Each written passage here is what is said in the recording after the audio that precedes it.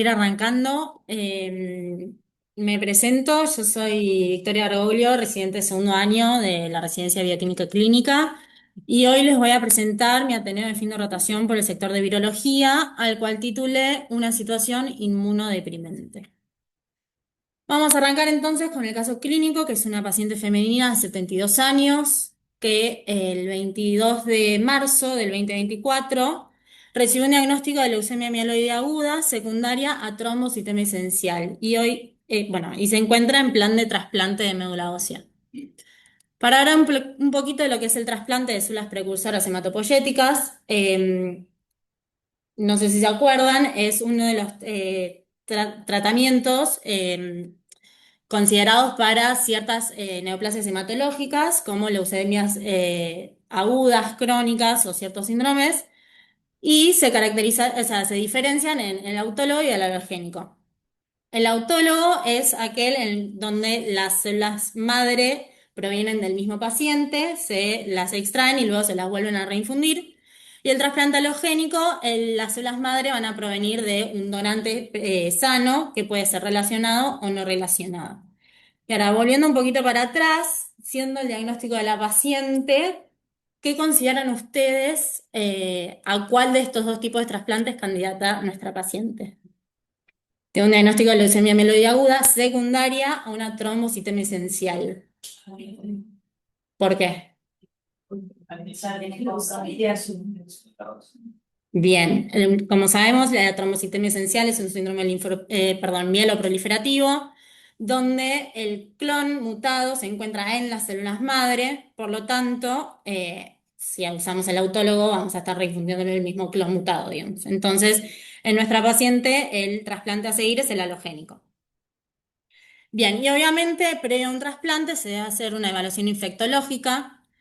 ¿Por qué? Porque, bueno, necesitamos establecer los riesgos de infección post-trasplante. Esto va a depender de la enfermedad de base, del tipo de trasplante que está recibiendo, porque no es lo mismo un trasplante autólogo que un trasplante halogénico para el riesgo. Después vamos a necesitar diagnosticar infecciones activas, latentes o asintomáticas, para poder arribar a un diagnóstico y poder tratarlas previo al trasplante. Vamos a evaluar riesgos epidemiológicos y planificar e implementar medidas de control de infecciones durante la internación, que más adelante vamos a hablar un poquito de esto. Bien, ¿y en qué consiste esta evaluación infectológica pretrasplante? Bueno, primero que nada, en un interrogatorio para conocer antecedentes de infecciones durante el tratamiento quimioterápico, por ejemplo, las condiciones en las que vive. Luego un examen físico en donde se va a tener que tomar especial atención en búsqueda de lesiones en piel, en foliculitis, en onicomicosis, para prevenir, para tratarlas y prevenir luego una infección. En una evaluación odontológica, que también todo lo que se descubra, digamos, se va a tener que tratar previo al trasplante. Exámenes microbiológicos para evaluar portación de, por ejemplo, organismos multiresistentes. Se va a solicitar un coprocultivo, un hemocultivo, un parasitológico. Además, se van a solicitar estudios serológicos y moleculares, de los cuales vamos a hablar hoy. Y además, un laboratorio general para conocer el estado en el cual se encuentra el paciente previo al trasplante.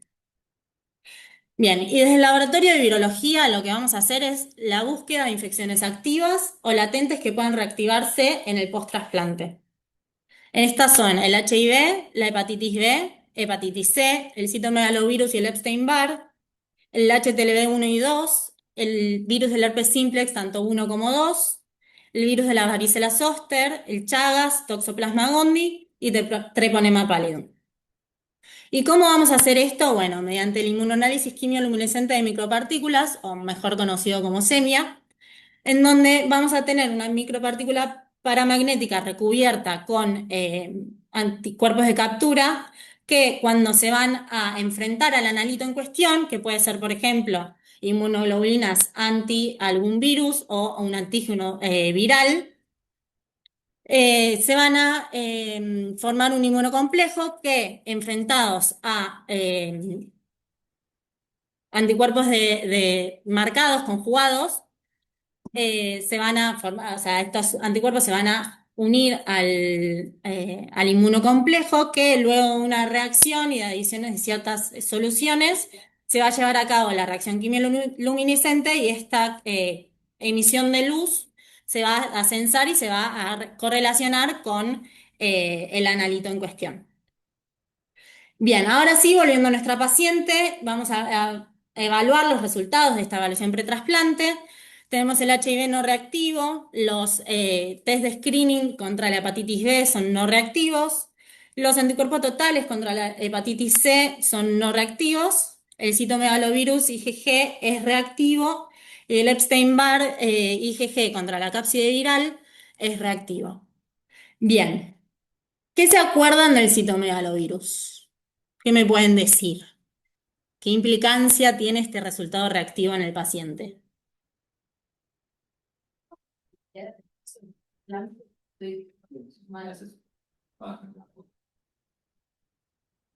Vayamos al virus. ¿Qué tipo de virus es? Bueno, es un virus de la familia del herpes virus.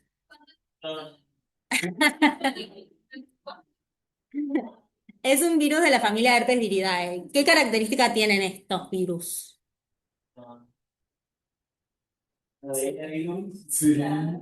Bien.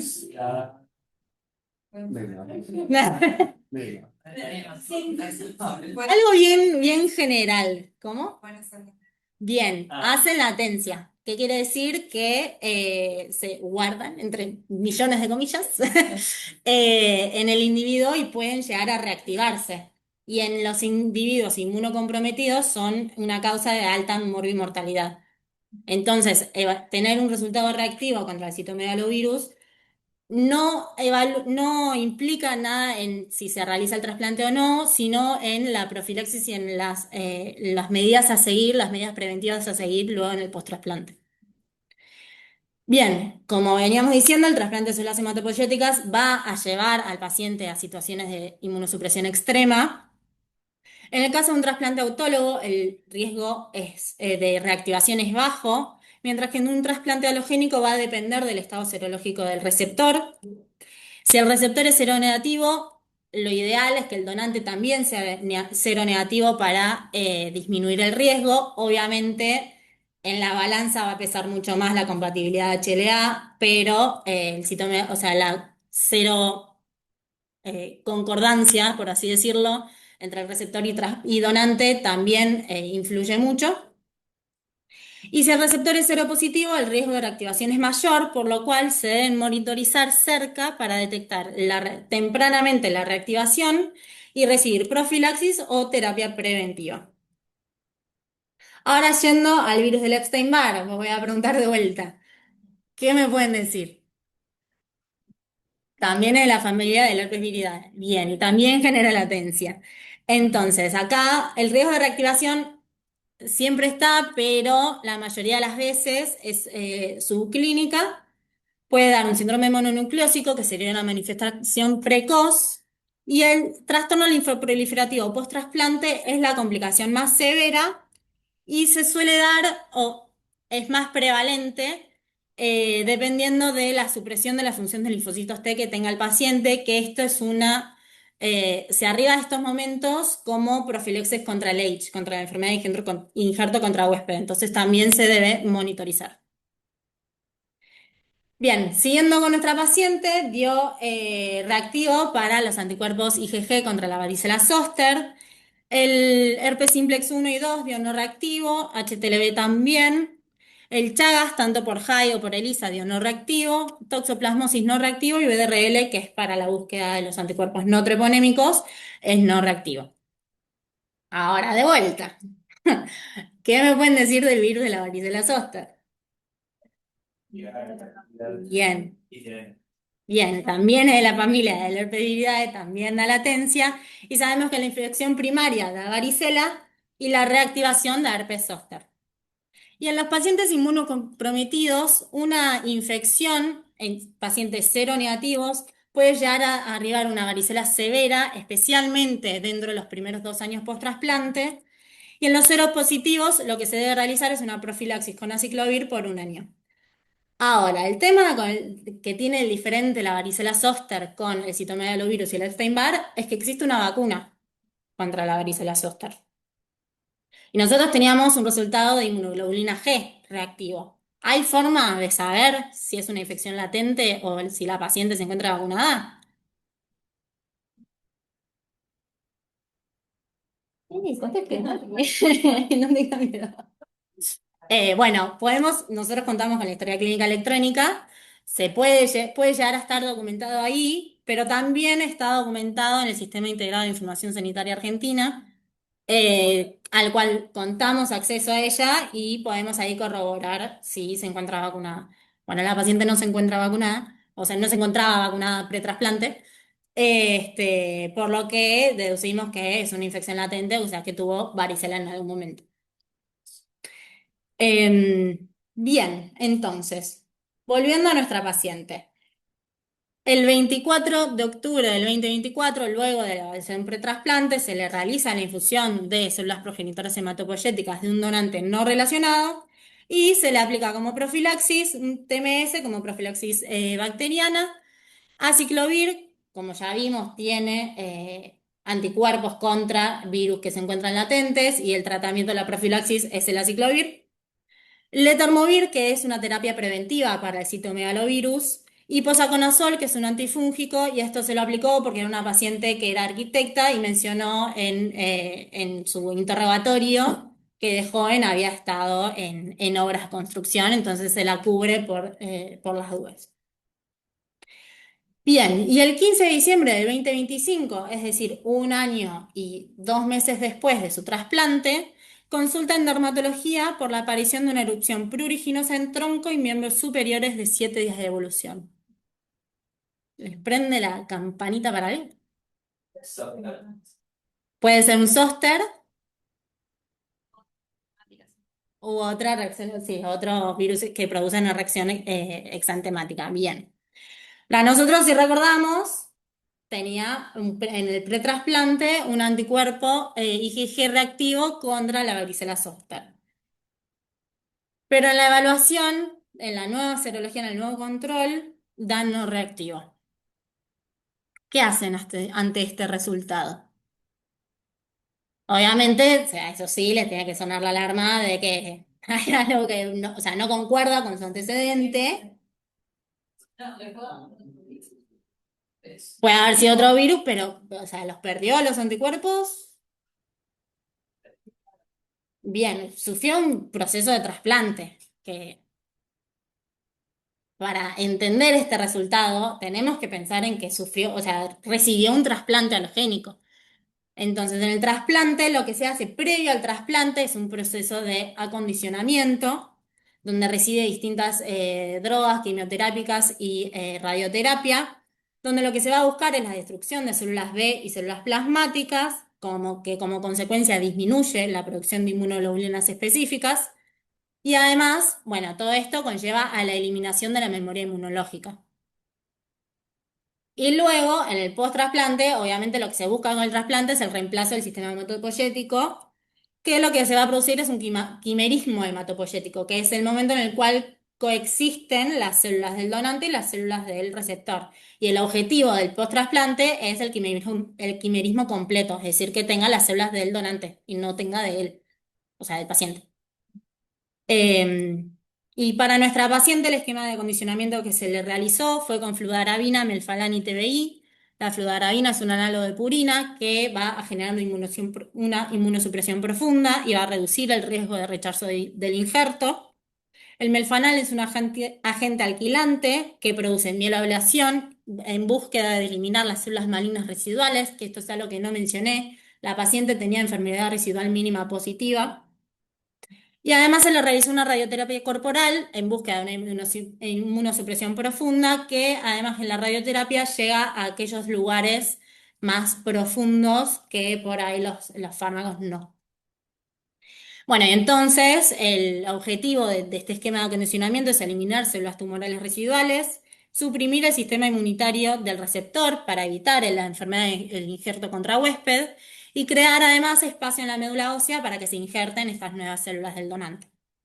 Y como gran consecuencia de todo esto, se va a producir una linfopenia profunda, una aplasia medular y una pérdida temporal del sistema inmunitario adaptativo. Bien, entonces, tenemos el resultado no reactivo, que ahora vemos que es coherente por todo lo que pasó la paciente.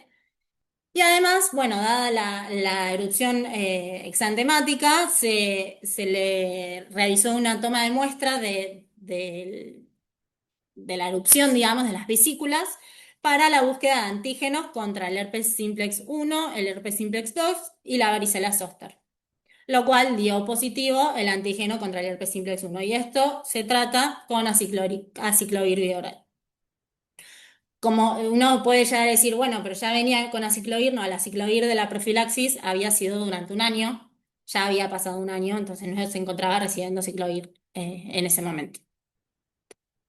Bien, y ahora sí, volviendo al trasplante de células madres hematopoyéticas, sabemos que las infecciones son una de las principales causas de morbo y mortalidad en el periodo post-trasplante. ¿Y cómo podríamos prevenirlas? Bueno, en primer lugar, se deben tener en cuenta las precauciones al momento del trasplante. En el post-trasplante inmediato se debe contar con un medio ambiente protegido.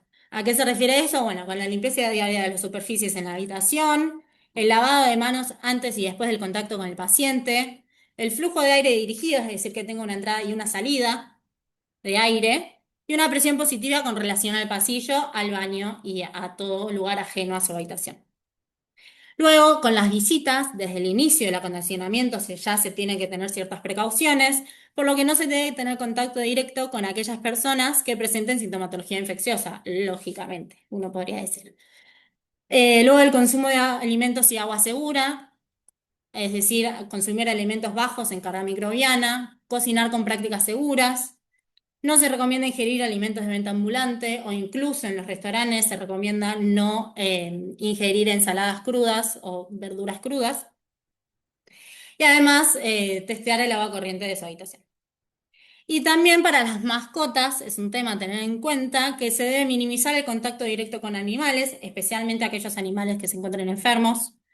Delegar el cuidado de limpieza y limpieza de sus elementos y no tener contacto con heces, porque bueno, todos sabemos por qué. Y además, algo que no mencioné es, obviamente, si el paciente quiere realizar un viaje, debe contactar a su infectólogo antes para conseguir el aval, digamos, de que pueda viajar. Bueno, y además, por último, tenemos a las vacunas. ¿Qué consideraciones tenemos que tener en cuenta para vacunar a un paciente post-trasplante? Bueno, que la vacunación pre-trasplante no es efectiva, por todo lo que venimos viendo. Se tienen que considerar entonces a los pacientes post-trasplantes como nunca vacunados.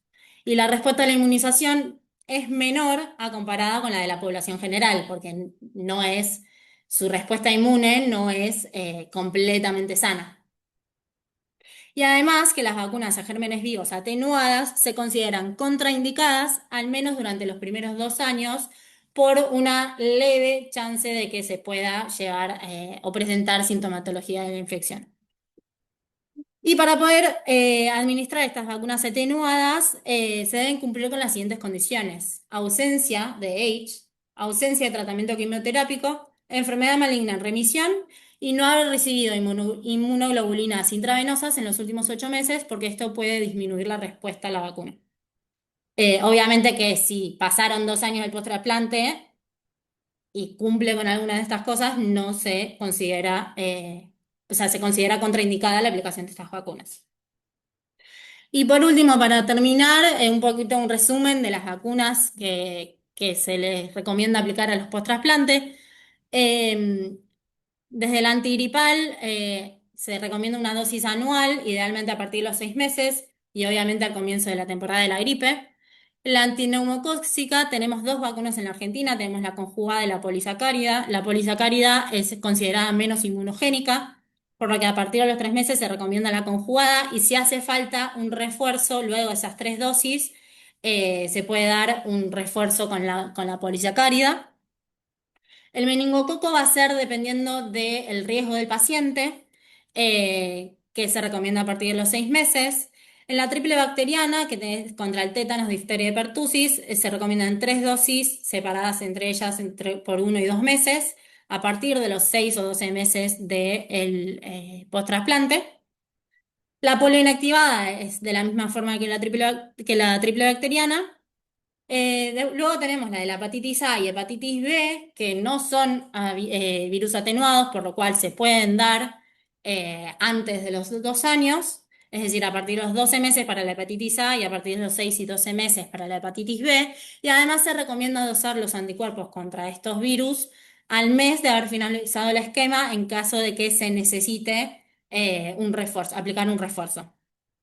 Y luego pasamos a lo que son las vacunas a virus atenuados, como la varicela, la triple viral, que es contra la sarampión y rubiola y paperas, que, como ya les mencioné, a partir de los 2 años se recomienda aplicar si no hay contraindicación y son 1 dosis cada una. Y bueno, y para el COVID se recomienda la aplicación de 4 dosis a partir del tercer mes del trasplante. Bien, entonces, para concluir este Ateneo, consideré relevante mencionar que la revacunación sistemática es pilar del seguimiento post-trasplante, que los resultados serológicos no deben analizarse de forma aislada. Cada resultado se debe comparar con su antecedente y además con el contexto en el cual se encuentra el paciente, que el monitoreo por laboratorio es fundamental en todas las etapas del trasplante, tanto en el pre como el post-trasplante, y que el rol interdisciplinario del laboratorio es fundamental, siempre en pos del paciente. Está la bibliografía consultada y muchas gracias por su esfuerzo.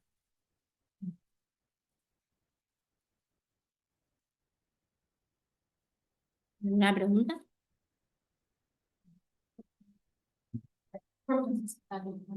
Sí. Ay, no tiene cámara esto. Ahí está. Sí, está acá, pero no me aparece como tachadito. No. Ah, sí. Parecía, pensé que era para el otro lado.